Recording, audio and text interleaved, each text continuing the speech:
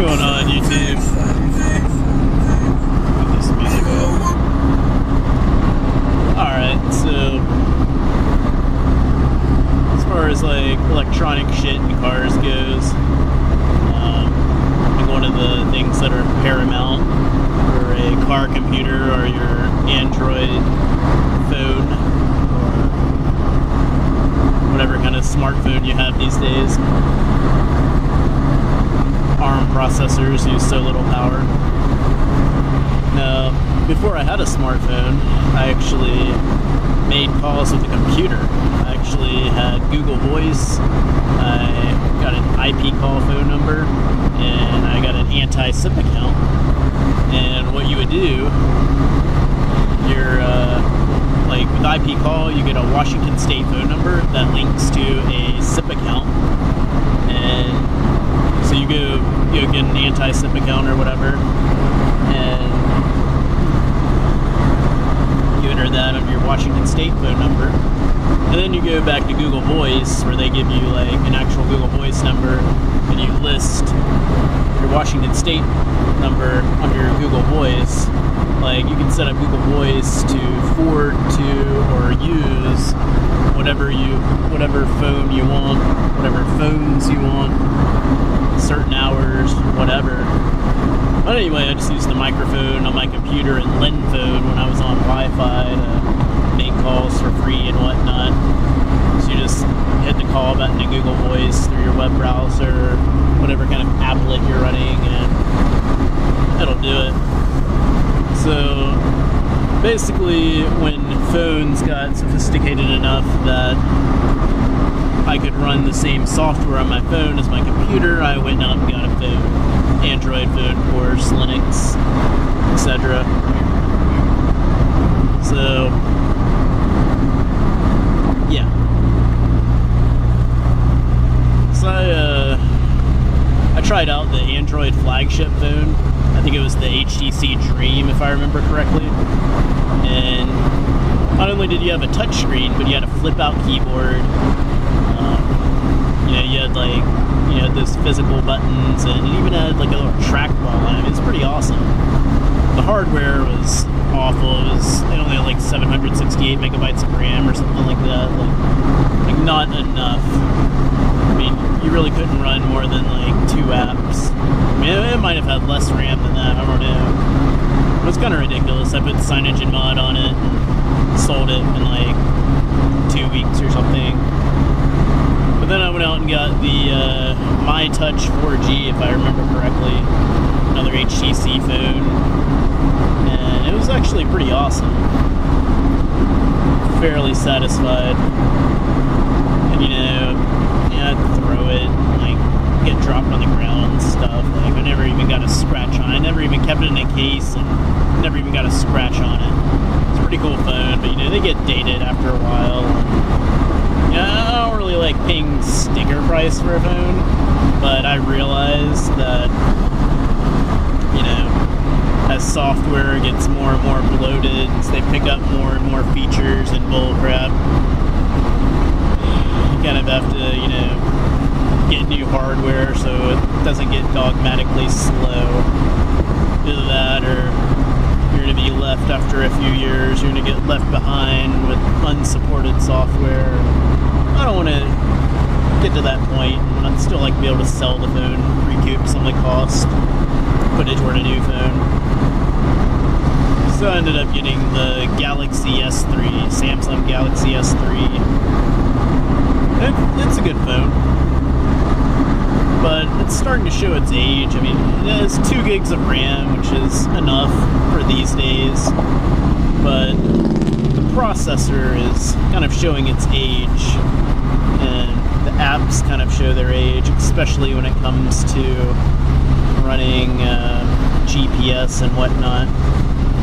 City cop back there. City cops are on laser around here, so you do have to be especially careful in the city limits.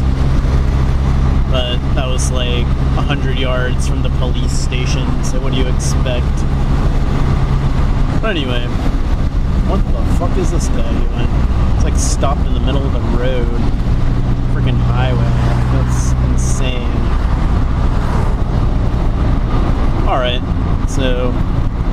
fast forward a few years, and basically what you have happening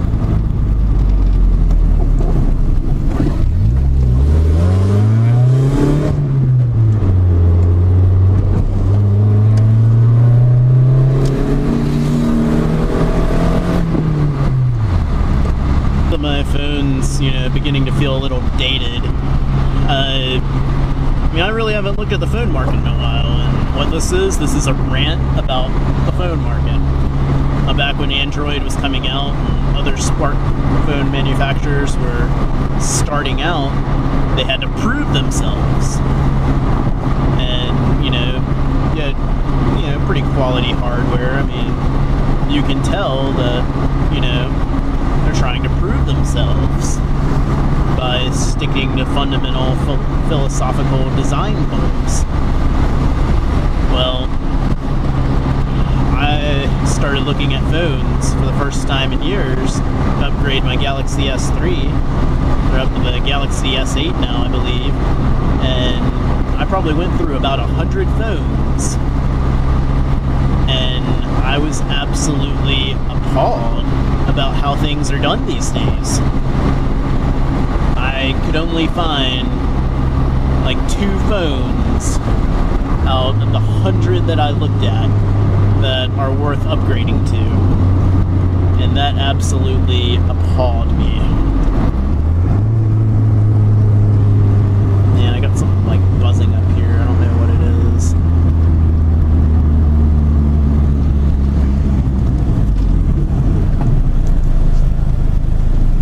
I think there's like a bee in here or something.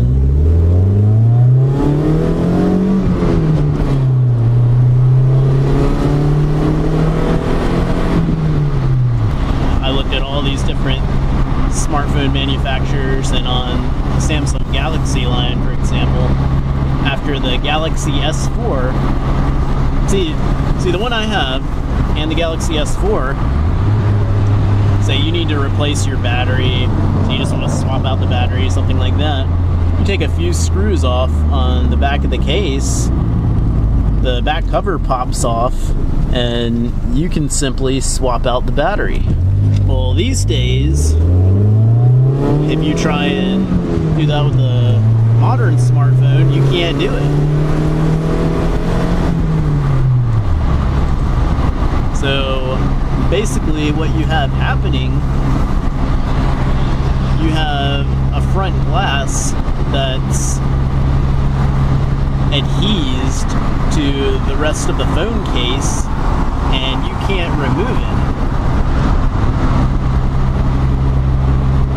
Well, let me rephrase that. You can remove it.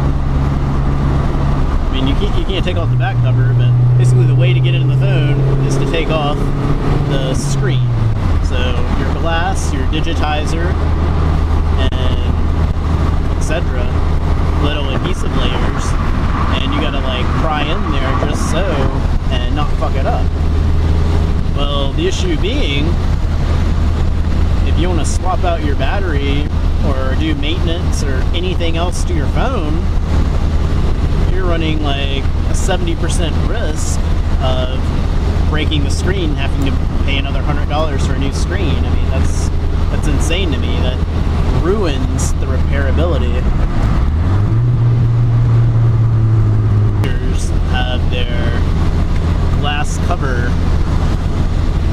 fused with adhesive to the rest of the phone, and you can't simply swap out your battery. If your battery goes bad, they plan on you getting a new phone. So either you pay up for a new phone, or you're on a 70% risk of, replacing your screen, which means they get another $100. That's insane to me. I mean, I use my phone every day. I do all kinds of things with it. I mean, honestly, I mostly use it as like a flashlight or calculator or something, alarm clock. I don't really use it like other people. But, I mean, I throw it around, and I never never get any scratches on it or anything. I mean, I don't know how people mess up their phones. Quite understand it. But anyway, just absolutely flabbergasted about what the hell they've done to the cell phone market. It's like none of these companies care about the consumer anymore. They don't have to build a reputation. Consumers are hooked, so they're just doing whatever the hell they please. And the phones aren't repairable. They're not user-friendly anymore. So I was looking at a bunch of different manufacturers. I look at HTC. The HTC One phones are the same as the Galaxies, Samsung Galaxies. I looked at the Google Nexuses, the Google Pixels, and hell, those are the same. I'd like to get a Google phone. I mean, I remember some good Google Nexuses that you could simply take apart. They're so easy to repair. Not anymore. But pretty much all the phones I looked at, the only ones I found that I would consider getting since my Galaxy S3 or the Galaxy S4 came out are, well, okay, let me rephrase that. The only ones where you can get to the battery are the LG phones and the OnePlus 6T. OnePlus phones. Now the LG phones, from what I've read, doing research online, you'll get the phone, there's screws on the back cover, you can take it off and everything, but after 1 year, there's like bad solder on the motherboard and it goes bad and essentially your phone's a brick. So if you buy an LG phone, you have to plan on it being a brick in 1 year. You know, I like to keep my phone for years and, you know, have it fully functional, 100% stable. That's the word. So I might be running older software on my phone, but it's stable. It's the same thing every time. And, you know, it has that reliability. You know, you do have the other Chinese manufacturers. You have like Huawei or whatever the hell it's called, I don't know. But pretty much all the phones that came out, the only recent one I can see worth upgrading to is the OnePlus 6T. And you know, CyanogenMod is essentially Lineage OS now. If you go to the Lineage OS forums or XDA developers, by consensus, I think people are mostly using the OnePlus 6T. And there's a reason for that. There's screws on the back or on the bottom. You can take it apart, swap out the battery, replace components. It's serviceable and it's a good phone. I think it has like 6 gigs of RAM. It's pretty ridiculous. I think they charge about $600 or $700 for it. And like I said, I would consider it, but my carrier is Ting, and currently I'm using the Sprint network. And SXT is limited to the T-Mobile network. The T-Mobile network phone is going to run Ting, but you're using different towers. And do I really want to pay $600 on a phone that may or may not have service in the area that I use it? And let's face it, I live out in the middle of nowhere. I do have service with Sprint. I mean, I do have coverage. It's not much, but I do have coverage everywhere.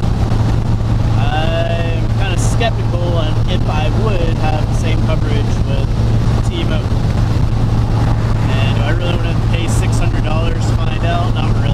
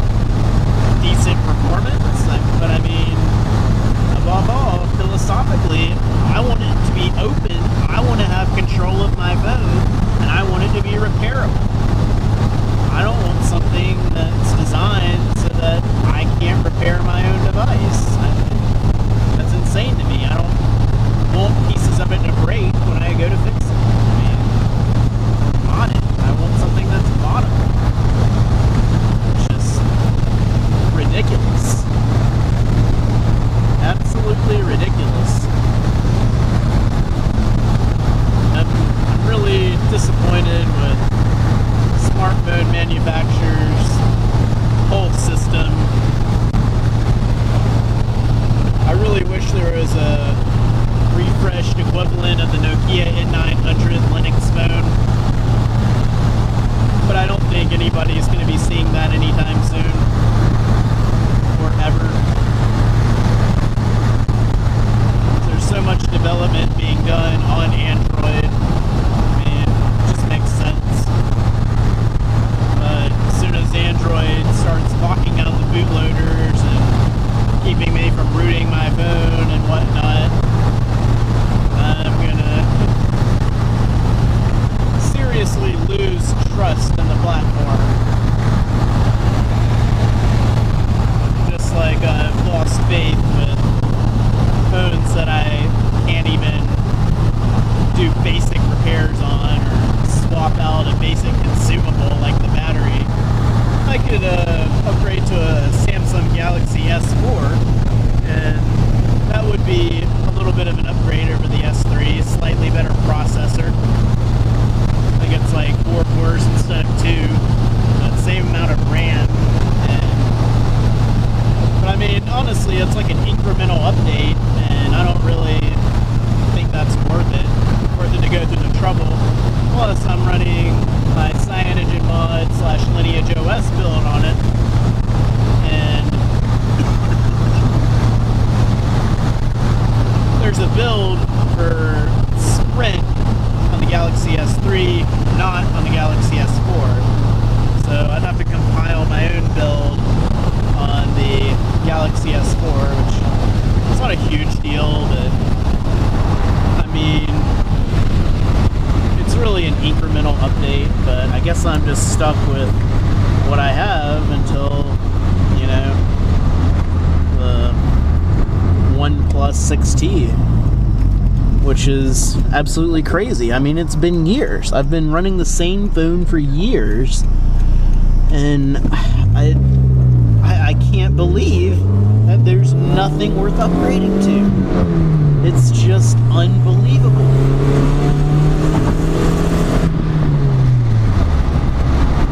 So here I sit with my Galaxy S3. Sure, I'd like to have something that's a little faster when, you know, I'd like to be able to recoup a little bit of the value of the phone, sell it, get something new, so that when I click the web browser, you know, it loads, I can look up something real quick on the fly when I'm, you know, only have a phone at my disposal.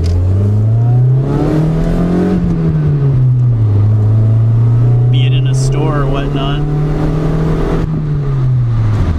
That's a Pender County Sheriff.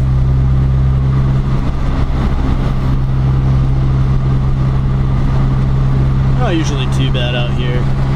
The only issue I've had out here is with a state trooper. They run their traps every now and then. Besides that, you really don't have to worry about them.